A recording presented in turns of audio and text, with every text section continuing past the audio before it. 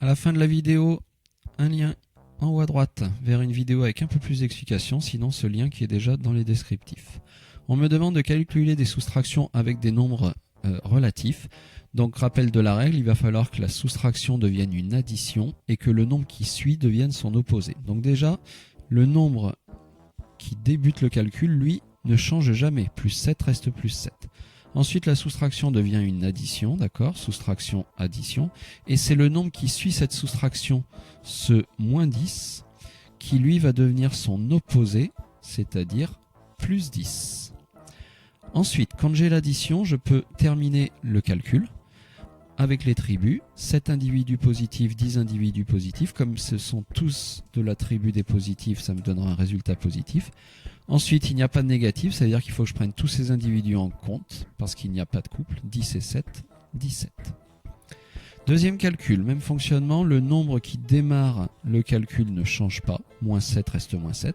La soustraction va devenir une addition.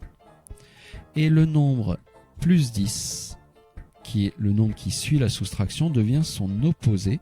Il va donc devenir moins 10.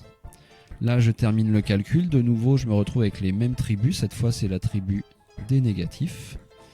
J'ai 7 individus et 10 individus, tous de la même tribu. Ça me fait donc 17 individus négatifs.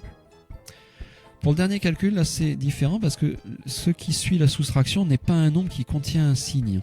Ça me donne un avantage, c'est que je vais pouvoir trouver le résultat directement avec les tribus. J'ai 7 individus positifs. Et là, cette soustraction, je vais la considérer comme des individus négatifs, c'est-à-dire que je vais voir 10 individus négatifs et ça va me permettre de trouver directement le résultat.